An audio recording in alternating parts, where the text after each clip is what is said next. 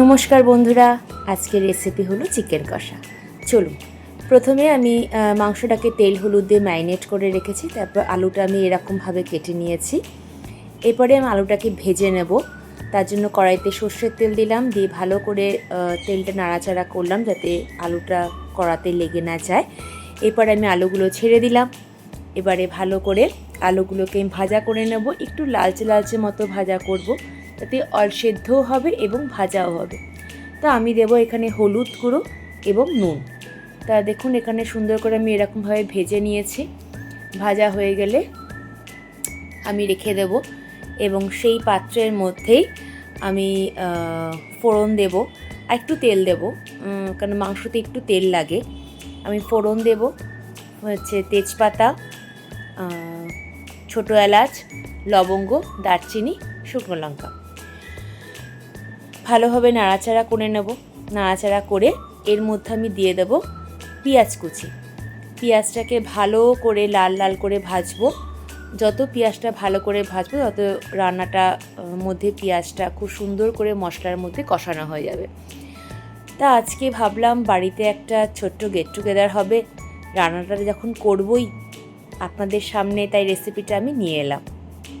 কেমন হয়েছে বন্ধুরা আপনারা অবশ্যই কিন্তু জানাবেন। আপনারা এরকমভাবে করে দেখবেন, খুব খেতে ভালো লাগবে। তা আমি একটু নুন দিয়ে দিলাম পেঁয়াজের মধ্যে, কারণ নুন দিলে পেঁয়াজটা তাড়াতাড়ি নরম হয়ে যাবে এবং তাড়াতাড়ি ভাজা হয়ে যাবে। এরপরে আমি টমেটো কুচি দিয়ে দিলাম, আপনারা টমেটো পিউরিও দিতে পারেন। এরপরে আমি হলুদ গুঁড়ো দিলাম, লঙ্কা গুঁড়ো দিলাম এবং আদা বাটাও দিয়ে দিয়েছি।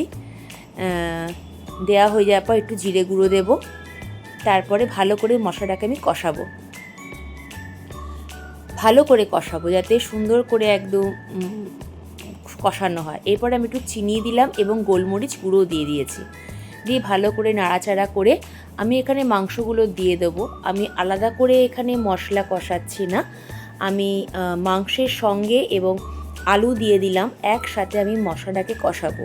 এর ফলে কি হবে, মশলাটা খুব সুন্দর কষানো হবে, তার সাথে মাংসটা খুব সুন্দরভাবে সেদ্ধ হবে এবং মাংসের মধ্যে মশলার যে একটা ফ্লেভার সেটা কিন্তু ঢুকে যাবে, খুব সুন্দরভাবে কষানো হবে। তাই এরপর আমি দিয়ে দিলাম একটু টক দই আর দেব নুন, কারণ নুনটা যাতে মাংসের মধ্যে ঢোকে সেই জন্য আমি এখানে নুনটা দিয়ে দেবো পরিমাণ মতো।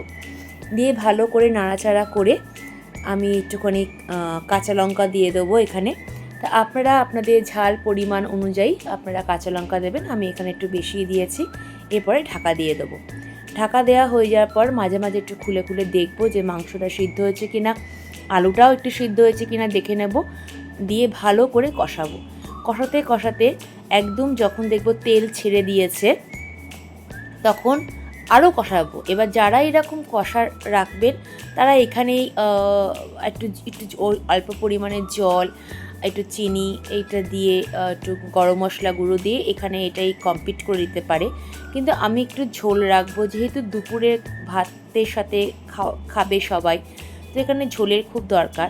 সেই জন্য আমি এখানে ডাইরেক্ট ঠান্ডা জল দিচ্ছি না, আমি একটু উষ্ণ গরম জল করে এখানে মাংসের মধ্যে দেব, এর ফলে খুব ভালো হয়। আর জলটা দিলাম, দেখলেন যে খুন্তিটা ধুয়ে দিলাম, এটা আমি আমার মাকে দেখে শিখেছি, তা সেই জন্যই আমি দিলাম, তাতে রান্নার নাকি টেস্ট ভীষণ ভালো হয় এবং সত্যিই হয়। তা আমি এখানে উষ্ণ গরম জল দিলাম, তাতে আর একটু তাড়াতাড়িভাবে মাংসটা হয়ে যাবে। আমি ভালো করে ফুটতে দেব। তারপরে আমি কি করব, পরিমাণ মতো যেহেতু আমি জল দিলাম, আমি এখানে নুন দেব, চিনি দেব, আর দেব চিকেন গুঁড়ো মশলা দিয়েছি, আমি এখানে সানরাইজের চিকেন গুঁড়ো মশলা ইউজ করেছি, আর দেব গরম মশলা গুঁড়ো।